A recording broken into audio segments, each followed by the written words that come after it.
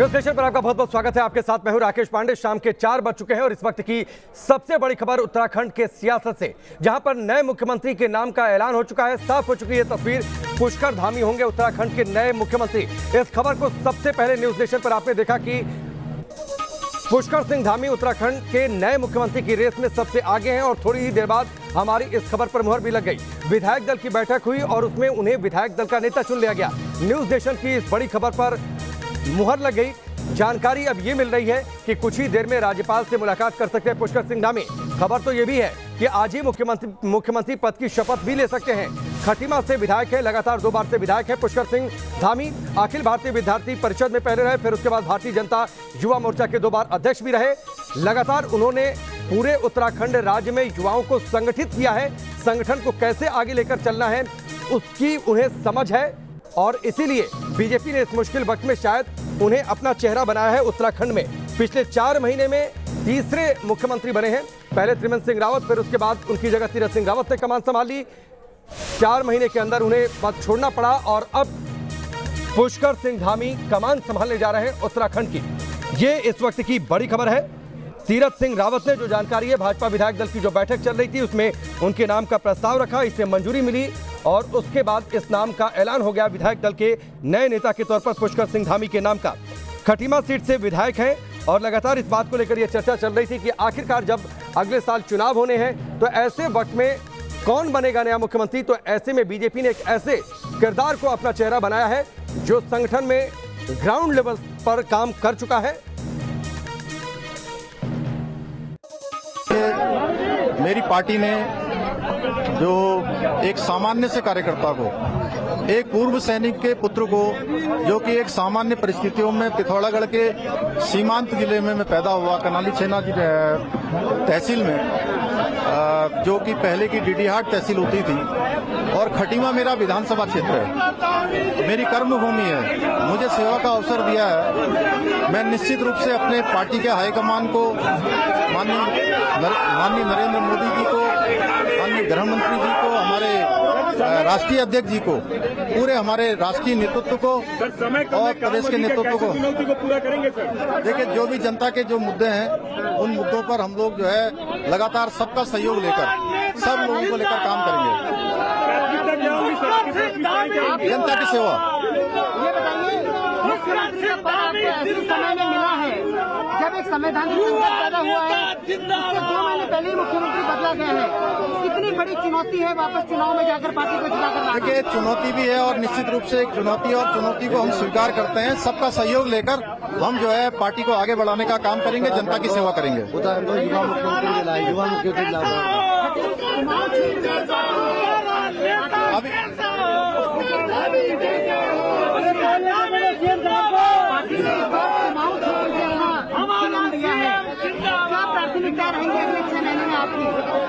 देखिए, मैंने कहा कि जनता की सेवा और निश्चित रूप से जो मेरे पूर्ववर्ती लोगों ने जो काम को आगे बढ़ाया है उस काम को आगे बढ़ाऊंगा। चलिए। तो ये तस्वीर आप देख रहे हैं, जब उनके नाम का ऐलान हो गया उसके बाद उन्होंने जो मीडिया से बातचीत की, अपनी प्राथमिकताओं का जिक्र किया, उसके साथ ही हाथ उठाकर सभी नेताओं ने एकजुटता भी दिखाई। तो ये बड़ी तस्वीर है और जो मेहमान इस वक्त हमारे साथ जुड़े हैं, एक बार फिर से परिचय आपका उनसे करवा देते हैं। राहुल देव सर हमारे साथ हैं, वरिष्ठ पत्रकार। एनके सिंह सर हमारे साथ जुड़ चुके हैं। सतीश लखेड़ा जी हमारे साथ जुड़े हैं जो कि उत्तराखंड बीजेपी के नेता हैं। गुरदीप सप्पल हमारे साथ प्रवक्ता कांग्रेस के जुड़ चुके हैं। लेकिन एनके सिंह सर, सबसे पहले मैं आपके पास आता हूँ। जो बातें कही हैं पुष्कर सिंह धामी ने, सामान्य परिवार से आया, सामान्य परिस्थितियों में पैदा हुआ, सामान्य परिस्थितियों में जीवन आगे बढ़ा, लेकिन अब जो परिस्थितियां उत्तराखंड में सियासी हैं वो सामान्य नहीं है और इस बात का एहसास उन्हें बखूबी अंदर जहन में इस वक्त चल रहा होगा।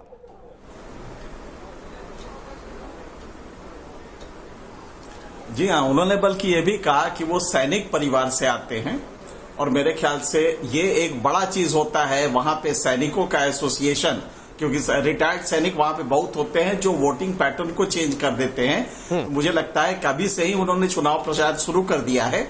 और दूसरी बात यह है कि इनके पूर्ववर्ती तो थे, खास करके इनके जो इमीडिएट प्रेडिसेसर थे, उनके बारे में आप जानते हैं कि उनके जो स्टेटमेंट्स होते थे, उन्होंने बीजेपी के हेडक्वार्टर को एक मजाक का सबब बना दिया था। ये माना जाता था कि ये इतना गलत सिलेक्शन था बीजेपी का हेडक्वार्टर के लिए कि पूरे देश में बीजेपी हाईकमान की छवि बड़ी खराब हो रही थी, क्योंकि वो ऊट पटांग भाषणों के लिए मशहूर थे। चुनाव के कारण ऐसा चीफ मिनिस्टर आप लाते हैं जो मजाक का पात्र बन जाए, तो उनको एक तो इमीडिएटली करना था। दूसरा है जो नए व्यक्ति को लाए हैं पुष्कर धामी को, ये ग्राउंड लेवल पे काफी वर्क पहले से भी करते रहे हैं और ये यंग है। सबसे बड़ी बात है कि यंग है, लिहाजा आने वाले दिनों में चुनाव के लिए सबसे मुफीद ये सिलेक्शन किया गया है। बहुत कम कंट्रोवर्सी है इनके नाम पे, लिहाजा जो पाले होते हैं तमाम जो कास्ट फैक्टर और अन्य जो चीजें होती है वो इनके साथ जुड़ी नहीं है। नतीजा ये होगा कि आने वाले दिनों में ये निर्विवाद रूप से अपना चुनाव का प्रचार का काम कर सकेंगे और पार्टी को वहां मजबूत कर सकते हैं। मजबूती की जरूरत है क्योंकि कांग्रेस वहां पहले से मजबूत हुई है हाल के दिनों में, तो इसलिए इस समय उनको जरूरत है कि अगले 6 महीने में ये पूरी मेहनत करके पार्टी को जिताने की स्थिति में ले आए। ठीक है राहुल देव सर, जो बातें इनके सिंह सर ने कही, मैं इसको थोड़ा सा और आगे बढ़ाता हूं। जो बातें उन्होंने कही कि उन्होंने अभी से प्रचार भी एक तरीके से शुरू कर दिया, तो पहली चुनौती तो उनके सामने है कि किस तरीके से देवभूमि में कमल खिल जाए, क्योंकि अगले साल चुनाव है, तो जाहिर सी बात है उसी तरीके से आगे बढ़ना पड़ेगा। बीजेपी ने एक और तीर इस हिसाब से भी चला लिया बेहतर तरीके से। उम्र अभी काफी कम है, मुझे लगता है कि शायद उत्तराखंड के सबसे कम उम्र के वो मुख्यमंत्री बनने जा रहे हैं, तो इस लिहाज से अभी लंबा समय उनके पास है। तो अगले 30 साल अगर सही ट्रैक से सब कुछ आगे चलता है तो अगले 30 साल शायद बीजेपी को बहुत ज्यादा चिंता करने की जरूरत ना पड़े। नहीं, ये पूर्वानुमान तो थोड़ा जल्दबाजी हो जाएगा। अभी तो हमें ये देखना बाकी है कि ये काम कैसा करते हैं और नतीजे क्या निकलते हैं। उनके पास कुल 6 या 7 महीने अधिक से अधिक, अगले साल फरवरी में चुनाव होते हैं। अब इन 6 महीनों में वो क्या क्या कमाल कर लेंगे और क्या वो पार्टी में, और उमाकांत यहाँ बैठे हैं तो वो तो विशेषज्ञ हैं उत्तराखंड के, कितने बड़े बड़े बीजेपी के भीतर दिग्गज नेता मौजूद हैं जो सब दावेदार हैं, लंबे समय से दावेदार रहे हैं मुख्यमंत्री पद के, इस बार भी थे। तो क्या वो अपने सारे निजी स्वार्थ और अपनी अपनी राजनीति और अपनी अपनी प्रवृत्तियां छोड़ के इस युवा मुख्यमंत्री के नेतृत्व को स्वीकार कर लेंगे, उनके झंडे के तले आ जाएंगे, काम करने लगेंगे, मतभेद भुला देंगे और एकजुट होकर पार्टी काम करने लगेगी? ये सब बहुत बड़े सवाल हैं। मुझे नहीं लगता कि ये आसान सवाल हैं और वो बेदाग जरूर हैं। अभी तक तो उनके ऊपर कोई दागी ऐसा रिकॉर्ड उनका सामने नहीं आया है। तो एक ये बात उनके पक्ष में जाती है, उनका युवा होना उनके पक्ष में जाता है, लेकिन इतने मात्र से चुनाव नहीं जीते जाते। और जो भी बड़ी पार्टी होती है उसके बड़े आंतरिक अंतर विरोध भी होते हैं, उसमें ही बड़े बड़े आंतरिक गुट भी होते हैं। और बीजेपी में और कांग्रेस दोनों में उत्तराखंड में हर जगह की तरह बहुत बड़े बड़े प्रभावशाली व्यक्ति लोग भी हैं और गुटबाजी बहुत है। तो जब तक वो गुटबाजी दूर नहीं होगी, कार्यकर्ता उत्साहित नहीं होंगे और एक नहीं होंगे और सब नेता मिलकर चुनाव नहीं लड़ेंगे, तो इस बार का जो उनके पास इतना जबरदस्त बहुमत है वो अगली बार भी बना रहेगा, ये मानना आसान नहीं होगा। ये पूर्वानुमान अभी नहीं लगा सकते निश्चित तौर पर।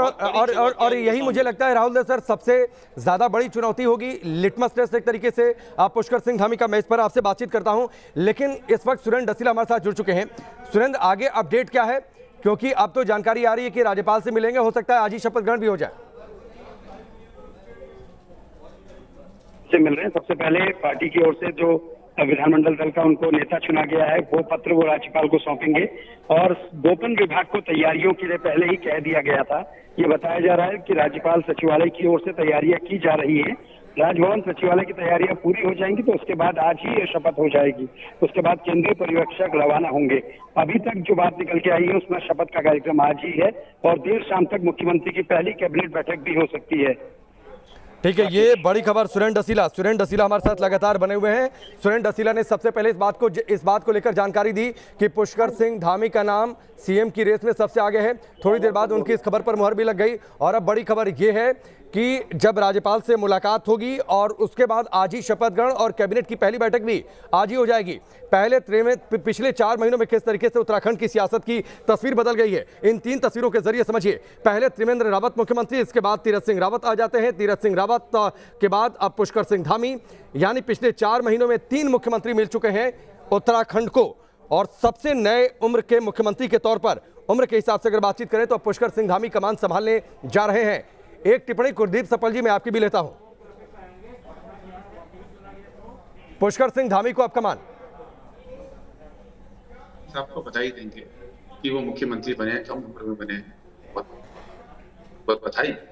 काफी थोड़ी संवेदना भी व्यक्त करूंगा, क्योंकि संभावना यही है कि 4 दिन की चांदनी और फिर अंधेरी रात, बहुत कम समय उनके लिए बचा है। और ये बात सही है कि उनका विवाद नहीं है, लेकिन अगर आप देखिए उनके बारे में पता कीजिए, पूरा सर्च कीजिए, तो वो व्यक्ति वो हैं जिनको बीजेपी ने पिछले 4.5 साल, 4.25 साल तक मंत्री बनने के लायक भी नहीं समझा था। वो आंदोलन भी करते थे, वहां के लोग मांगते थे कि भाई इनको मंत्री बनाया जाए, पर उनको मंत्री भी नहीं बनाया और सीधे मुख्यमंत्री बनाया। और उनके सार्वजनिक जीवन में आज तक कोई प्रशासनिक अनुभव की बात नहीं है। आज तक आपको उनके गूगल कर लीजिए, कोई ऐसा स्टेटमेंट नहीं मिलेगा जो कि उनकी प्रशासनिक समझ को, उनकी नीति की समझ को बताए।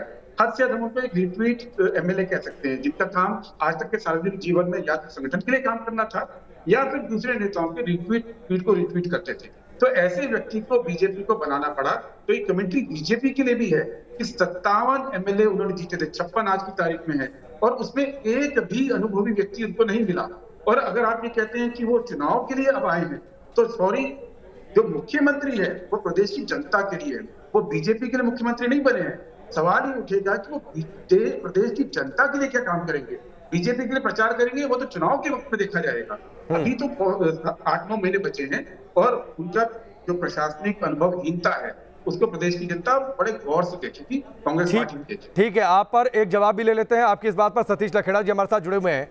सतीश जी, जो बातें कही है गुरदीप सप्पल ने, क्या सिर्फ चुनाव के लिए मुख्यमंत्री बनाया गया है?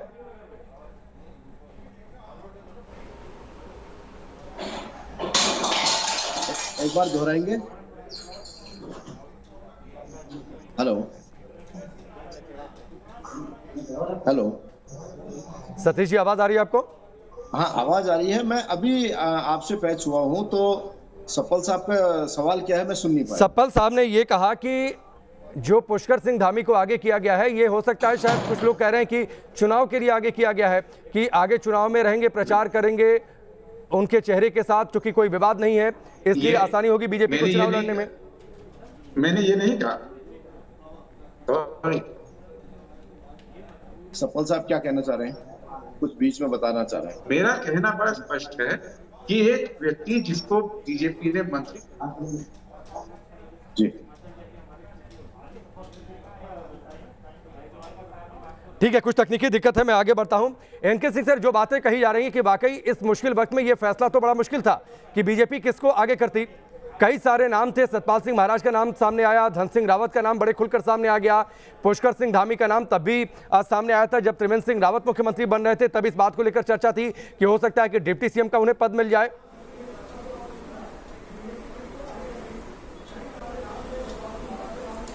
इस पे राकेश एक चीज गौर करने की है, बहुत दिनों सत्ता में रहने के बाद कुछ एबरेशंस नजर आते हैं, त्रुटियां नजर आती हैं ऑर्गेनाइजेशनल उसमें स्ट्रक्चर में। आप देखें, बीजेपी को एक आदमी जो पॉपुलर हो ये आप निकाल नहीं पाते हैं। आप चीफ मिनिस्टर का नाम नहीं घोषित करते हैं चुनाव के दौरान। ये सब चीजें जो है, आप जरा सोचिए, तीरथ सिंह रावत को आप कहां से अपने झोले से लेके निकाल के लाते हैं कि वो सांसद हैं, पार्लियामेंट में है, उनको आप अचानक ले आके कहीं से सीधे चीफ मिनिस्टर बना देते हैं। तो मुश्किल ये है कि जिस आदमी को, जैसे ये लॉजिक देना कि कभी मिनिस्टर भी नहीं रहे उनको चीफ मिनिस्टर, आदित्य योगीनाथ भी कभी नहीं रहे, कोई प्रशासनिक अनुभव। दरअसल प्रशासनिक अनुभव से प्रशासन नहीं चला करते हैं। प्रशासन एक सिस्टम है जो अपने रफ्तार से चलता है। आपको गाहे बगाहे आप उसको गाइडेंस देना होता है, जो कि एक नया आदमी भी दे सकता है। इसमें कोई बहुत, आपने देखा होगा, बहुत नए चीफ मिनिस्टर बहुत इफेक्टिव हुए हैं। तो मुझे नहीं लगता कि इसमें कोई दिक्कत है कि कोई नया आए, लेकिन मुश्किल यह है कि ये बीजेपी की बैंकरप्सी कही जाएगी कि वो नॉन फिगर्स जो वहां के लोकल हैं, आप 4 महीने में आप एक आदमी लाते हैं, उसका मजाक बन जाता है उसके अटरेंसेस से। आप किस तरह का आदमी चुनते हैं कि 4 महीने वो मजाक का पात्र बन जाता है, आप जल्दी से हटाते हैं इस नाम पे कि नहीं साहब बाई इलेक्शन है वगैरह और कॉन्स्टिट्यूशनली आप नहीं, टेनेबल नहीं है पोस्ट, ये कह के आप हटाते हैं, फिर एक नया आदमी लाते हैं। ये बात बिल्कुल सही है कि उसको हाउस का समर्थन सिर्फ इसलिए है कि हेड ऑफिस ने कहा है। बीजेपी लीडरशिप जिसको चाहती है लेके बैठा देती है, लिहाजा वो नेता तो नहीं होता, थोपा हुआ नेता होता है। लेकिन ऐसे ही ये चलता कल्चर है। तो इनके सिंह, ये कल्चर तो कमोबेश हर पार्टियों में है ना। हाईकमान तय करता है कि कौन चेहरा बनेगा, फिर उसके बाद पर्यवेक्षक जाते हैं, उस नाम को लेकर रख दिया जाता है, उस नाम को माना जाता है वहां पर। ये तो कल्चर कमोबेश हर पार्टियों में। राकेश ये बीजेपी में यही था ना, पार्टी विद ए डिफरेंस। जब हम लोग कहते थे, इन्होंने ही कहा था उस समय ये था कि ऑर्गेनाइजेशनल स्ट्रक्चर में नीचे से ऊपर जाएगा, ऊपर से नीचे नहीं आएगा, जो कांग्रेस में हुआ करता था। लेकिन अगर यही तुलना हम कांग्रेस से करेंगे और बीजेपी कांग्रेसाइजेशन हो गया है बीजेपी का, तो फिर बात करने की जरूरत नहीं होगी। यहाँ पे बीजेपी का हम लोग एक्सपेक्ट ये करते हैं कि बीजेपी एक ऑर्गेनाइज्ड पार्टी है, तो वहां पे जो लीडरशिप ग्रो करेगी वो स्टेट की एक मकबूल लीडरशिप होगी, वो नहीं देखने में आ रहा है। तो क्या आपकी इसी बात को आधार बनाकर उमाकांत लखेड़ा जी जो बातें इनके सिंह सर ने कही हैं, क्या इसी बात को आधार बनाकर बीजेपी ये नहीं कहेगी कि हमने एक ऐसे शख्स को अब उत्तराखंड को दिया है जो ग्राउंड लेवल पर लोगों के साथ काम कर चुका है, जो युवाओं को संगठित कर चुका है, 4-5 साल लगातार युवाओं को संगठित करके प्रदेश की यात्रा कर चुका है, सरकार को यह मजबूर कर चुका है कि राज्य के उद्योगों में 70% वहां के युवाओं को संरक्षण मिले, इस बाबत वो फैसला करवा चुका है। तो क्या बीजेपी फिर इस बात को लेकर क्या आगे आने वाले चुनाव में नहीं जाएगी? देखिए, मैं आपको बता दूं कि 4.5 साल बीजेपी ने गुजार दिया, लगभग 4.5 साल। और जहां बीजेपी 4.5 साल पहले थी कांग्रेस के सत्ता से हटने के बाद, आज बीजेपी वहीं खड़ी है। इतना प्रचंड बहुमत पहली बार 17 साल 18 साल में मिला था 2017 में भारतीय जनता पार्टी को, कि पहले 3 जो निर्वाचित सरकारें हुई उनको कोई इतना प्रचंड बहुमत, सारी इनस्टेबल गवर्नमेंट थी। तो ये कहा जाता था कि चूंकि किसी एक पार्टी को पूर्ण बहुमत नहीं मिलता, इसलिए वहाँ उत्तराखंड का विकास में बहुत बड़ी बाधाएं आ रही हैं। अब ये बताइए कि आपने उत्तराखंड बने हुए 20-21 साल हो गए हैं, 2000 में उत्तराखंड बन गया था, ना तो आपने अस्थाई राजधानी, किसी राज्य की अस्थाई राजधानी कहाँ होगी उसका फैसला आप कर नहीं पाए, 4.5 साल में आपने किया नहीं। आपकी सरकार ने पलायन आयोग बनाया, पलायन कराने के लिए बनाया या पलायन रोकने के लिए बनाया? क्योंकि पलायन रुक तो रहा नहीं है, पलायन तो डे बाय डे बढ़ रहा है। पलायन देखिए विकास का एक आधारभूत प्रक्रिया होती है पलायन भी, लेकिन जब 5-6 हज़ार की नौकरी के लिए फरीदाबाद, गुड़गांव और बहादुरगढ़ में उत्तराखंड का नौजवान नौकरी करता है, होटलों में 6-6 हज़ार 5-5 हज़ार में नौकरी करता है, तो ये बेशर्मी है, मुझे लग रहा है कि वहाँ की निर्वाचित सरकारों की, और जनता के साथ छलावा हुआ है पिछले 21 वर्षों में, इसके अलावा कुछ नहीं हुआ है। और जिस तरह से कांग्रेस और भारतीय जनता पार्टी की जो शासन प्रक्रिया है उसमें कोई फर्क नहीं है। जो माफिया राज है आज की तारीख में, रेत, बजरी, शराब, जंगल, ये जो माफिया राज है, ये माफिया कांग्रेस की सरकार आएगी, ये माफिया जो भाजपा के साथ है वो कांग्रेस में शिफ्ट हो जाएगा। तो इनकी जो दोनों पार्टियां का जो चाल चरित्र है उसमें बुनियादी तौर पर कोई फर्क नहीं है। ठीक है, जो बात और जो अभी आधे जो मंत्री हैं, पांडे राकेश जी, अभी जो आधे जो मंत्री हैं ये पिछली सरकार के मंत्री हैं, ये पिछली कांग्रेस सरकार, इनकी क्या विचारधारा है? ये कांग्रेस छोड़ करके आए और कांग्रेस में जिंदगी भर रहे, अब इनको सबसे बड़ी बुरी कांग्रेस दिखाई पड़ती है। अब ये दोबारा ये तो 3-4 लौट है। मेरी इंफॉर्मेशन ये है कि चूंकि इनको नेतृत्व नहीं दिया गया तो ये विद्रोह करने की स्थिति में है आज की तारीख में। तो ये मुझे लगता है कि उत्तराखंड की जनता से 21 साल में छलावे के अलावा कुछ नहीं हुआ। अपने हिसाब से सियासत को तोड़ा मरोड़ा गया है। मुझे लगता है कि अब तो सियासत में और चुनावी परंपरा में विचारधारा की बात करनी नहीं चाहिए। खैर, ये बात बड़ी बेमानी सी हो गई है और इसे सभी दलों के सभी नेताओं ने बखूबी साबित किया है कि विचारधारा की बात हम कम से कम चुनावी राजनीति में तो ना करें। नहीं, ये जो पार्टी, मैं एनके सिंह जी से सहमत हूं जो उन्होंने कहा कि पार्टी विद डिफरेंस। तो आप कांग्रेस में जो बुराइयां थी वो कांग्रेस भी ऐसी प्यारे बिठाती थी, राज्यों में फिर उखाड़ देती थी 2 साल में, 1.5 साल में, 2.5 साल में, 6 महीने में। तो तुम में और कांग्रेस में फर्क है। आपकी क्या, आप पार्टी विद डिफरेंस कैसे बोलते हैं अपने को? और आपने उत्तराखंड में प्रचंड बहुमत के बाद क्या किया? आपने कुछ तो नहीं किया। आपने 3 मुख्यमंत्री दे दिए, तो 3 मुख्यमंत्री एक कार्यकाल में दे दिए। तो ये आप, इसका मतलब ये है कि आपने सर्टिफाई कर दिया कि आप कितना भी बहुमत आपको दे दो, आप शासन उत्तराखंड की जनता को एक लोकप्रिय और जनता के लिए काम करने वाली सरकार नहीं दे पाएंगे। तो कैसे? ठीक है, मैं इस पर जवाब लेता हूं। वाकई जो बातें हैं वो गंभीर हैं। सतीश जी, इतना प्रचंड बहुमत मिला, सरकार बनी, क्या इसलिए मिली थी कि 5 साल में 3 मुख्यमंत्री मिल जाए? क्या इसलिए मिली थी कि सियासत को अपने हिसाब से तोड़ मरोड़ दिया जाए, जिसका जिक्र कर रहे हैं? और क्या वाकई सरकार वहीं खड़ी है जहां पर कांग्रेस की सरकार थी?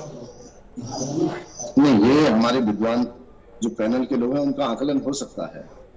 भारतीय जनता पार्टी जिस संकल्प के साथ सत्ता में आई थी हमारा जो ब्लूप्रिंट था, जिस संकल्प पत्र को लेकर हम आए थे, उसी पे हम आगे बढ़ रहे हैं।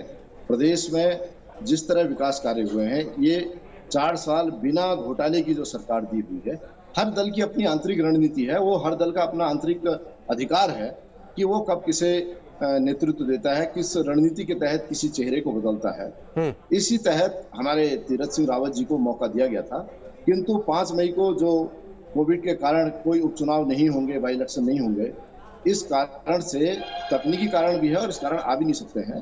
तो पार्टी नहीं, एक सवाल सतीश जी कि आखिरकार पुष्कर सिंह धामी का जो नाम चुना गया, क्या वो इसलिए तो नहीं चुना गया कि कांग्रेस ने हरीश रावत को आगे कर रखा हुआ है, तो उनके इस कदम के जवाब में, क्योंकि वो भी कुमाऊं से आते हैं? हरीश रावत जी को किसी ने आगे नहीं किया है, वो अपने अस्तित्व की लड़ाई कांग्रेस के अंदर लड़ रहे हैं। कांग्रेस के अंदर पूरे जिस तरह के गुटबाजियां हैं वो आम रोज अखबार में है। अभी भी पूरा नेतृत्व दिल्ली में बैठा हुआ है, जबकि उनके पास कोई सरकार नहीं है। 11 उनके पास मात्र विधायक हैं और उसके बाद उनके 22 गुट हैं। भारतीय जनता पार्टी ने एक संघ के कार्यकर्ता, विद्यार्थी परिषद के कार्यकर्ता, संगठन में जीरो से काम करने वाले कार्यकर्ता, 2 बार के लगातार विधायक को, जो पहाड़ और मैदान की दोनों परिस्थितियों में काम करते हैं, उनको मौका दिया है। तो निर्विवाद चेहरा है, युवा चेहरा, और आज सभी ने उनका अनुमोदन किया है। ठीक है राहुल सर, वक्त चूंकि थोड़ा सा कम है तो एक कंक्लूसिव कमेंट में आपसे जरूर चाहूंगा, क्या वाकई इसलिए पुष्कर सिंह धामी का नाम आगे किया गया क्योंकि हरीश रावत कुमाऊं से हैं, ये भी कुमाऊं से, तो उस लिहाज से चुनावी मौसम में ये फायदा मिले, इस बात का फायदा मिले? नहीं, मैं इतना ज्यादा तो उसकी वहाँ की आंतरिक राजनीति को नहीं समझता कि केवल इस कारण से इनको बनाया गया होगा।